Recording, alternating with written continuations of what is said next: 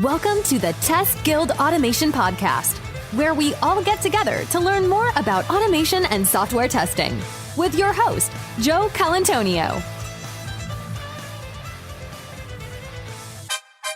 Hey, it's Joe, and welcome to another episode of the Test Guild Automation Podcast. Today we'll be talking with Michael all about Enterprise Selenium Grids. We're also joined by Mark Slater. Michael currently works as the CEO of Element 34 Solutions, the market leader for Enterprise Selenium Grid infrastructure solutions that run inside the corporate firewall. Before Element 34, he was the managing director at Grid Fusion, an engineering consulting firm for software organizations that specialize in lean and agile software development. Also, what I think this is really cool, hopefully we'll dive into this a little bit, he was the head of test engineering at eBay, where he was instrumental in the design, development, and open sourcing of Selenium Grid, Celladroid, and iOS driver. Michael also worked as a software engineer at Intel and Nortel, so he really knows his stuff. Really excited to have him on the show. If you do anything with Selenium and Selenium Grid, you don't want to miss it. Listen up.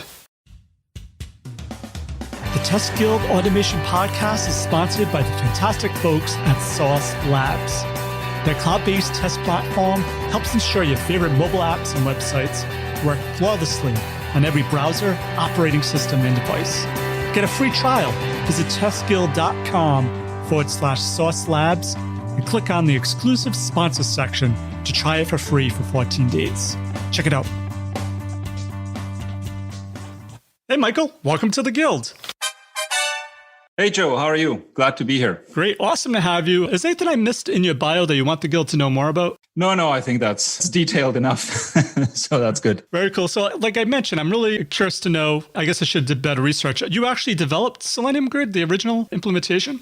Yes. So not just myself. So I was working at eBay at the time, and we were tinkering around with Selenium and had this need that we need to run a lot of tests in a very short time frame. And so we said, okay, then let's just build it ourselves. And so a few folks on my team went off and built it, or built something that was the initial version of Selenium Grid, and we used it inside the company. And then we started talking to some folks on the Selenium project, like Simon Stewart. And then we said, okay, why don't we open source it and make it available for everybody? And then, of course, from that point, a lot of other folks jumped in and added very useful features to it. But yeah, so I think it's fair to say that we were heavily involved back then in the creation and open sourcing of Selenium Grid.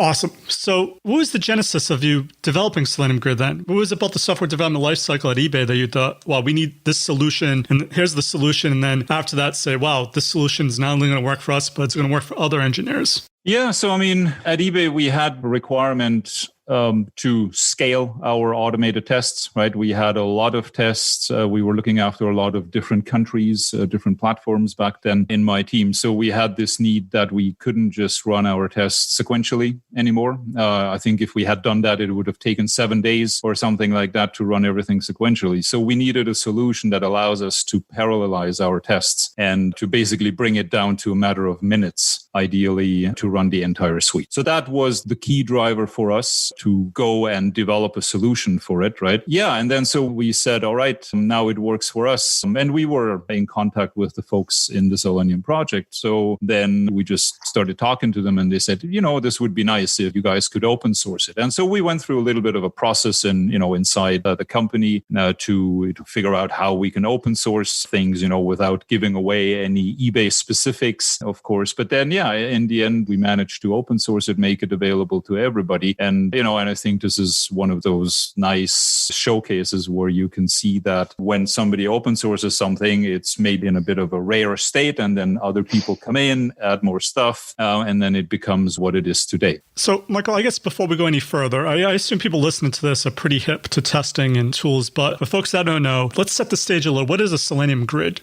So a Selenium Grid is effectively a piece of infrastructure that allows you to run tests across different browsers, across different operating systems at scale. So it provides a central entry point for all your tests that you have in the Selenium space, of course, right? It provides you a central entry point for your test execution to run that across different browsers, and if you want, also mobile via Appium. So I think essentially also what Selenium Grid allows you to do as an organization is to shift left or to help shift left by speeding up the feedback cycles, by shortening those feedback cycles in the organization. Because typically, as test automation matures, there's more and more tests. And if you don't have a way to parallelize those tests, those test runs will take longer and longer. And that's not something you want. So that's where Selenium Grid comes in and allows you to run a lot of tests in a short time. Nice. So if someone's thinking, well, this sounds great, but why would I need Selenium Grid? It sounds like one main reason is to be able to run your tests in parallel. Are there other main reasons you usually give folks to why they should be using a Selenium Grid?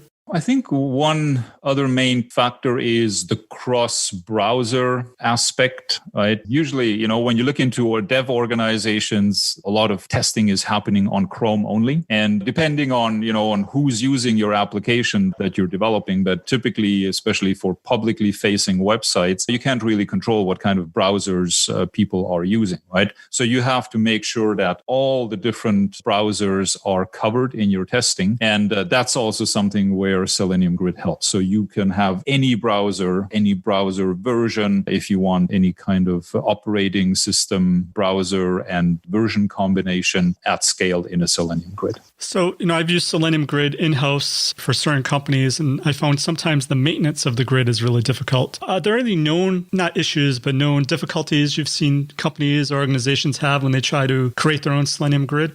Yes. So, the thing is, using or getting started with Selenium Grid is typically fairly simple, right? You download the jar, you spin it up, you attach a couple of nodes to it. So you can show results very, very early on. It, maybe it takes you half a day to get something up and running. What becomes very labor intense, and with that, of course, also expensive, is the whole maintenance of the grid as it grows, right? Having a couple of browsers supported, that's easy. But once you have a Selenium Grid that serves an entire enterprise, for example, where you potentially run hundreds or thousands of tests in parallel, you need all those machines, you need all that infrastructure to support that, and then I think it can become very time consuming and very expensive with that to maintain that. Sometimes it's an entire team that does that, right? Sometimes it's also just a one-man show or a one-woman show who does that in a company. So, such a central piece of the CI pipeline like Selenium Grid is sometimes completely dependent on one person in the company, whether that person is there or whether that person is on vacation. And when the person is on vacation, then this piece of infrastructure doesn't get maintained. So I think typically there's the cost aspect, of course, when you talk about building and maintaining your own grid. I think there's also scalability issues in the open source Selenium Grid version today. So you can only scale to a certain point. That's at least what we hear from customers out there, right? And then it's also just, from a business continuity perspective, if you want to make sure that this piece of your CI pipeline is up to date or up to speed and up and running all the time, then, having that relying on one person can prove a bit difficult. I absolutely agree. And that's why I think a lot of folks go to cloud-based solutions like Sauce Labs. But, I spoke to folks earlier and you said, hey, Joe, there's another option. Not only is there your own grid and cloud-based, but there's another kind. And I believe you came up with Selenium Box. So could you just tell us what Selenium Box is and what makes it different between, say, a cloud vendor option or a in-house type of solution?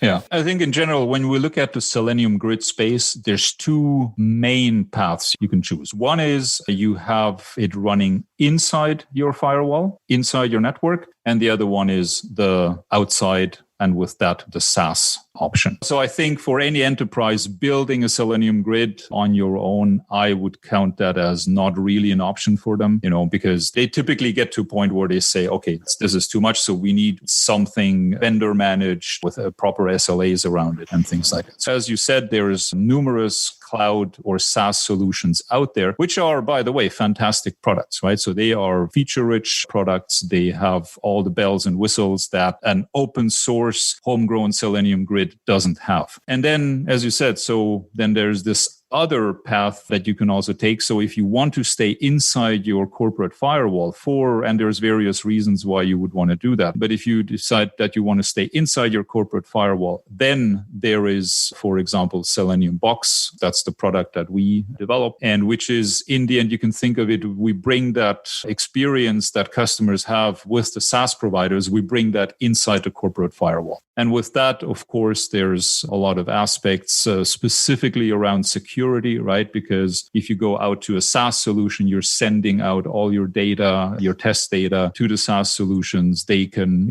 potentially see that data. And, for some organizations that may be okay, and for others it isn't. And for those where it is not okay to send things outside their corporate firewall, that's exactly the space where we come in, where we bring that rich feature set inside your firewall without having to do any of the maintenance that we mentioned earlier in the homegrown and self-maintained Selenium Grid space.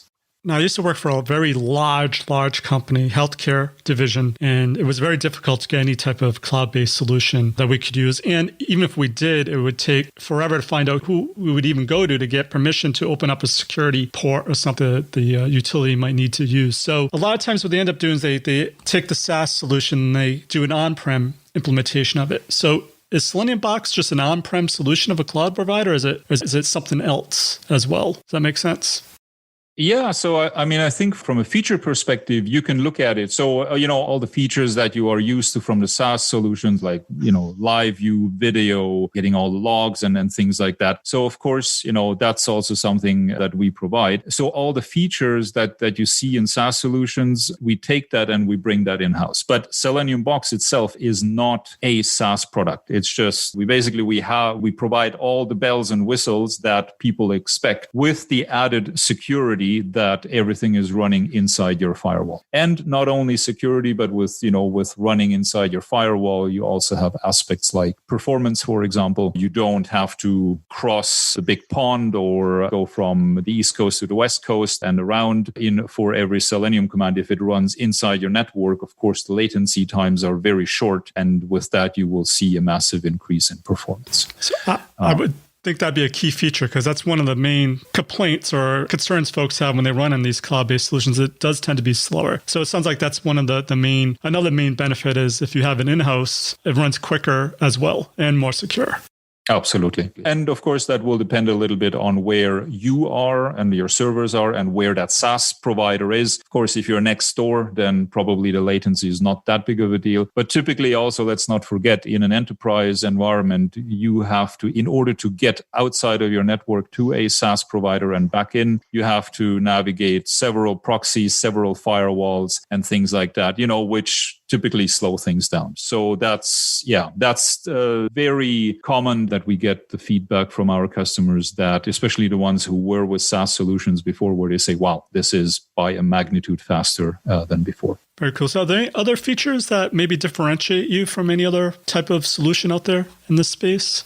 Well, I think, just because we are running inside the customer network, we have a lot tighter integration points into the existing enterprise infrastructure, be it certain authentication mechanisms that we can support by being inside. So I think there's a lot of enterprise level features that kind of just come because you are inside the network and that cannot be exposed to the outside. So as a SaaS provider, you are not in a position that you can offer those services because you don't have access to them, right? Whereas when we're inside the network, we can actually provide a lot of those additional features that I just mentioned.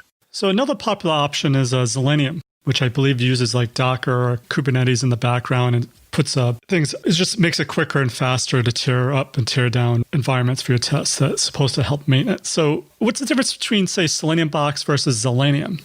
So, one of the key differences is that Selenium is an open source project and we are a commercial product, right? I think that's one of the key differences. There are no SLAs around open source projects, right? If you have a problem, you may or you may not get a response. So pretty much all our customers are large enterprises that need SLAs around, if something goes wrong, they need a 1 hour response time for us to get back, so, and then I think also we with Selenium Box, or when we look at a project like Selenium, that supports Chrome and Firefox, right? So everything that you can spin up in a container, whereas we go way beyond that. We can do Internet Explorer, we can do Edge, we can do Safari, we can do mobile emulators for iOS and Android, and we can also do real devices, right? So it is really the entire spectrum of what you may need as an enterprise, rather than just the Firefox and Chrome containers. So I know I asked you about Selenium, but I just realized that it actually has been discontinued. So I guess I was just using Selenium as an example, but whatever you said about Selenium would apply to any other solution now or after that is open source. What you talk about, I think a lot of people don't appreciate is when you work for an enterprise, security and being able to get tech support is very important because those SLAs is usually mission critical for certain functionality for sure. And, I think also, and not just about Selenium, but there's various other open source Selenium Grid solutions out there. I think one thing just like with any open source tool, when you want to bring that into the enterprise, I find it always makes sense to look at how active that project is, right? When has the last commit been made? If it's 5 years ago, then there's a pretty good chance that, either the project is really mature or it's dead, right? And also, I think what's super important to look at is how many people are behind it, right? And I think specifically in the Selenium Grid space, there's certain really cool solutions out there, but it's maintained by one person. So if that person moves on and you've brought that into your enterprise tool chain, you will have a problem. Right. And that's what we're seeing. That's why companies are looking towards commercial solutions like the SaaS providers, if that's okay with them from a security perspective, or of course, then also at solutions like what we provide. So once again, not a small point. People should dwell on this a little bit. I've been blogging for 10 years, and I just looked at my broken links, and a bunch of them are to projects that are no longer supported on GitHub because, like you said, it had one or two maintainers, and that's a great point that whenever you invest in any type of technology, especially open source, you want to make sure how active the community is for sure. That's a great, great tip. So I guess the next question folks would have then is, say for some reason someone does invest in Selenium Box. Is there anything they need to do in order to make their tests work with Selenium Box? And then if they no longer use Selenium Box, do they have to make any changes to the code to work normally again against a normal Selenium Grid? No, there is no changes required at all to the tests. So because just like the SaaS solutions out there, they support the W3C standard. So do we, right? So the WebDriver protocol is W3C, and we fully are compliant to that. So if you are running your tests on your homegrown grid, on the SaaS solution, or on us, there's absolutely no changes required. That said, of course, the change that you have to make is where you send it to. Do you send it to us? Do you send it to one of the SaaS solutions? So that's a one-liner in a configuration file that you need to change. But from a Selenium command and from a Selenium test perspective, there's zero changes that are required. And that's the beauty of open source technology, right? Because I think for a customer, there is no vendor lock-in, right? If they can choose the solution that works best for them, and it's not that because you bought Selenium Box, you're going to be locked in for the next 10 years to use it. If there's something better out there, you can go there, right? Which is also one of the key drivers for us to provide a fantastic product, right? And for everybody else as well, right? Because it is easy to switch. So that's awesome. You don't need to change your test to run against Selenium Box. I guess another question would be, since you've been dealing with Selenium Grid since the beginning, are there any best practices folks still need to think about, though, as they're creating automation tests that allow them to run maybe better or more optimally in a Selenium Grid type of environment? Yeah, I can particularly think of one thing, and this has actually, nothing to do with Selenium Grid. But what we're seeing quite frequently is that companies who start out running tests sequentially, they come to that point when they say, all right, we need something that is able to parallelize our tests to run them faster. And then they plug in a Selenium Grid and then everything explodes. So their tests explode. Nothing works. They get flaky. Sometimes they pass, sometimes they fail, and then then oftentimes, unfortunately, the blame is on the tool itself. So either, on Sauce Labs or Browser Stack or us or on Selenium as a whole. But deep down, what typically happens is that tests are not designed with parallelizing them in mind, right? So tests are designed to be run sequentially. And when you take 1,000 tests that were run sequentially before, and then you say, okay, and now run them in parallel, and they are not independent from each other. So let's say they share the users, they share the test data that they are using. If you have a situation like that, then of course you will get a horrible outcome. So one advice that I can give, and this is also just from working on the side where we created a lot of tests, is design your tests with parallelization in mind from day one, which means ideally you are able to have test data that is atomic to each test, right? Each test should have their own data. And of course, if that's production data or production-like data, that's fine. It's just that every test should have their own set of data rather than sharing the 5 golden user accounts across 1,000 tests that you're going to run in parallel. I think from my perspective, that's one of the key success factors to run tests at scale and to get those short feedback cycles. Great advice. How does it compare maybe price-wise? I know we're not selling this. I'm not getting you to say how much something costs, but is it comparable to a cloud-based solution or any other maybe price benefits of going with a in-house solution? Joe, that's a very good question. So our solution is, as Michael said, an on-premise solution. So it's designed for use across a whole enterprise. So if you're looking for maybe 1 or 2 users as an introduction to a commercial Selenium Grid, then we would be outside of your price point. Until up to a certain level, we'll be equivalent to other commercial SaaS vendors. But then the beauty of our solution is we allow companies to scale to an infinite amount.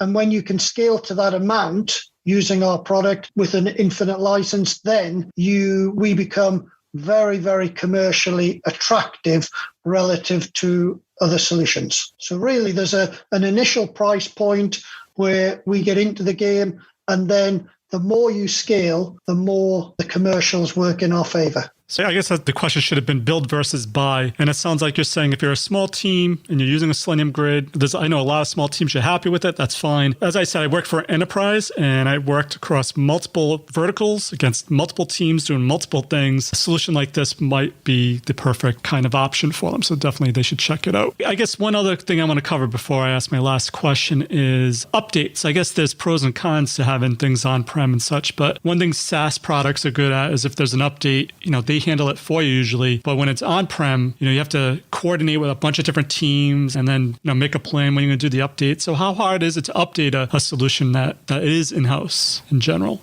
like yours? Thank you for that question, because that is actually also one of our key strengths, because the update is exactly as transparent to the end user as it is on any SaaS solution. So what we do is when there's, let's say, a new browser that releases, we, of course, pick that up, we test everything, we make sure that everything works just like how we expect it to work. And then we make that binary or that image, we make that available in a private repository for the customer, and the customer just pulls it automatically from there. So the customer has actually no interaction whatsoever with the fact that there is a new browser that released or that anything changed in the Selenium ecosystem. So from that experience perspective, it's exactly the same as using a SaaS solution, right? And that's also what we want. I mean, we want to bring that SaaS experience inside the firewall. Okay, Michael, before we go, is there one piece of actionable advice you can give to someone to help them with their automation Selenium Grid testing efforts? And what's the best way to find, contact you, or learn more about Selenium Box?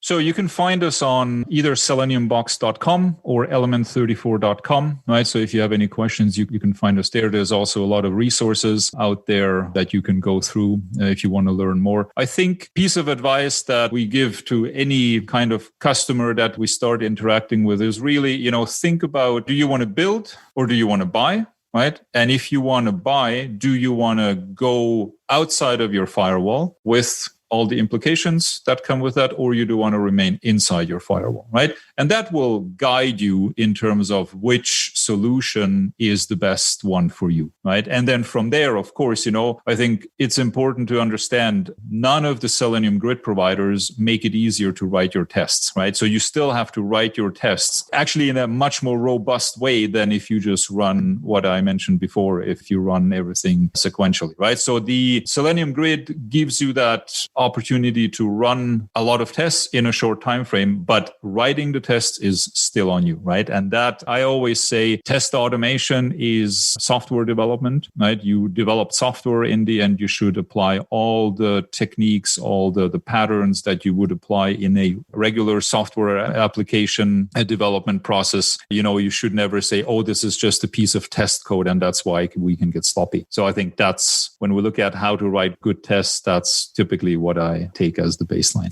Thank you, Michael, for your automation awesomeness. For links to everything of value we covered in this episode, head on over to testguild.com/A312. And while you're there, make sure to click on the Try for Free Today link under the exclusive sponsor section to learn all about Sauce Labs' awesome products and services. So that's it for this episode of the Test Guild Automation Podcast. I'm Joe, and my mission is to help you succeed with creating end-to-end full-stack automation awesomeness. As always, test everything and keep the good. Cheers. Thanks for listening to the Test Guild Automation Podcast. Head on over to testguild.com for full show notes, amazing blog articles, and online testing conferences. Don't forget to